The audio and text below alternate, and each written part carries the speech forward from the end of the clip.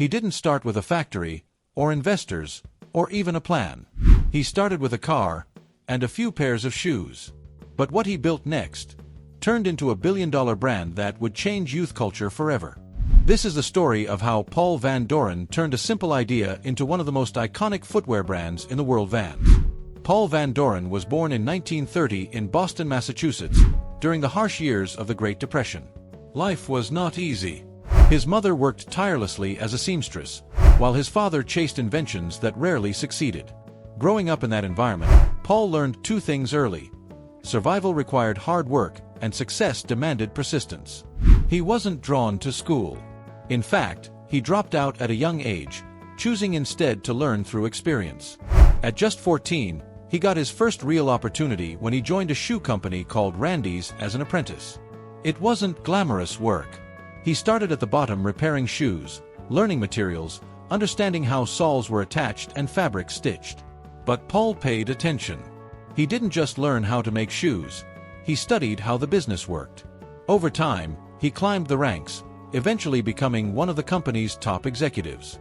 At Randy's, Paul introduced a powerful idea, selling directly to customers instead of relying on middlemen. This allowed the company to make better profits and understand what customers actually wanted. That lesson would later become the foundation of his own company. But despite his success, Paul wanted more. He wanted to build something of his own, something rooted in quality, durability, and individuality. In 1966, that vision became reality. Paul Van Doren, along with his brother James and partners Gordon Lee and Serge Delia, opened the first Vans store in Anaheim, California. From the beginning, it was different. Shoes were made on-site and sold directly to customers. There were no warehouses, no delays. Customers could order a pair and pick it up the next day. On the very first day, they sold just 12 pairs of shoes. But even that small beginning carried a powerful story. Paul forgot to prepare change for customers. Instead of turning them away, he trusted them. He told them to take the shoes and return the next day to pay. Remarkably, every single customer came back. That moment defined Vans not just as a business, but as a community built on trust. The early days were tough. Manufacturing on-site required money, equipment, and constant effort. Cash flow was tight, and demand was unpredictable. But Paul had something stronger than capital. He listened. He watched his customers closely, adapting his products based on their needs. That ability to respond quickly became Vans' biggest strength. Then came the turning point. Paul noticed a growing group of young people buying his shoes. Skateboarders. They weren't just buying them for style. They loved them for their durability and grip. Vans' rubber soles provided traction that was perfect for skateboarding. Instead of ignoring this niche, Paul embraced it. He improved the design, stronger stitching, tougher materials, and the now famous waffle sole. Word spread fast. Without big advertising campaigns, Vans became the go-to shoe for skateboarders across California. It wasn't forced marketing, it was organic. Skaters trusted the brand because it was built for them. Vans wasn't just selling shoes anymore, it was becoming part of a culture. By the 1970s, Vans was growing rapidly. Paul expanded the product line and opened more stores. One of the most important releases during this time was the Vans Era, developed with input from professional skateboarders Tony Alva and Stacy Peralta. It featured a padded collar and improved comfort, proving that Vans didn't just follow trends, it worked with its audience to create them. The brand also adopted its iconic slogan, "Off the Wall." Originally used by skateboarders to describe bold, unconventional tricks, it perfectly captured Vans' identity: creative, rebellious, and different. But success didn't mean the journey was easy. In the 1980s, Vans faced serious challenges. The company expanded too quickly into multiple sports categories like basketball and wrestling. This stretched resources thin and led to financial trouble. At one point, Vans was on the brink of collapse. But Paul didn't panic. He refocused the company on its core strength: skateboarding shoes. That decision saved Vans. By returning to what made the brand special, Vans rebuilt its identity and regained the trust it had once risked losing.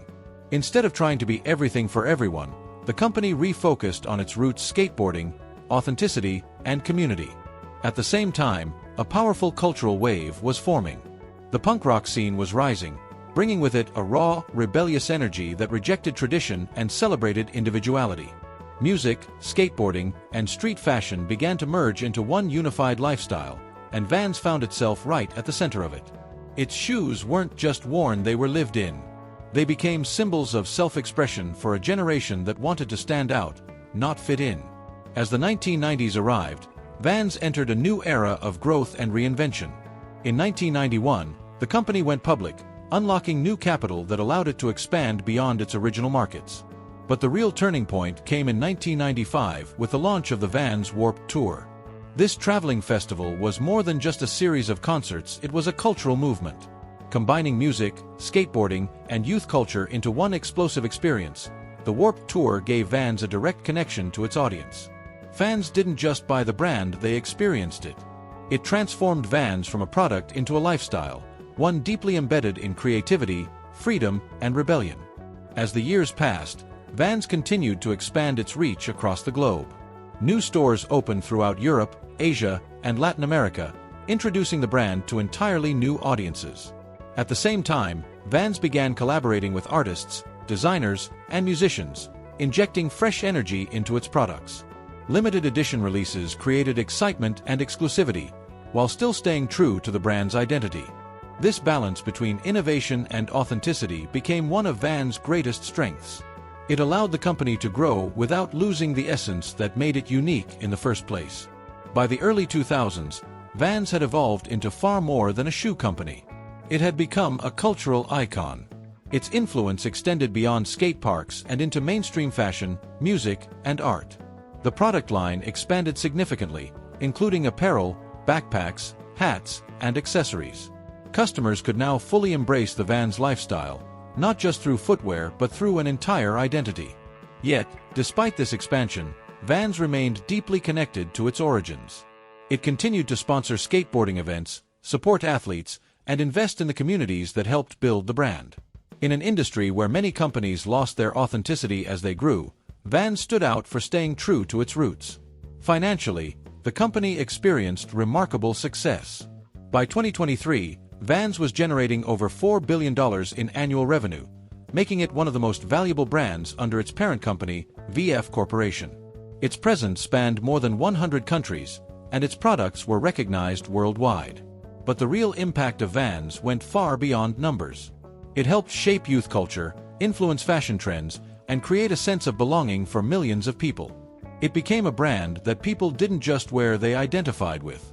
However, Vans' journey was not only about growth and expansion.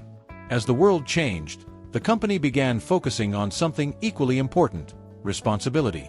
Environmental concerns were becoming impossible to ignore, and Vans took steps to address them. It introduced eco-friendly materials, improved manufacturing processes, and committed to sustainability goals such as sourcing 100% sustainable cotton and increasing the use of recycled materials. These efforts were not just about keeping up with trends, they reflected a deeper commitment to making a positive impact. At the heart of this entire journey was the vision of Paul Van Doren. His approach to business was simple but powerful.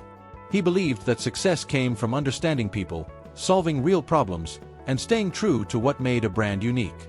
He didn't chase trends, he created a foundation strong enough to outlast them. That philosophy allowed Vans to evolve without losing its identity, a rare achievement in the fast-changing world of fashion. Even after Paul Van Doren's passing in 2021, his legacy continues to guide the company. Vans remains a symbol of creativity, individuality, and resilience. From its humble beginnings selling shoes directly to customers to becoming a global powerhouse, its story is a testament to the power of persistence and vision. It proves that you don't need perfect conditions to succeed. Sometimes, all you need is a clear idea, a deep understanding of people, and the courage to keep going when things get difficult. And perhaps that's what makes the Vans story so powerful. It's not just about shoes or business success. It's about starting with nothing, believing in something, and building it into something the world cannot ignore. It's about creating a connection that goes beyond products and becomes part of people's lives. Because in the end, the real success of Vans isn't measured in billions of dollars, it's measured in the culture it helped create and the millions of individuals who found a piece of themselves in it. Subscribe for more cinematic stories behind the world's most iconic brands and the people who built them.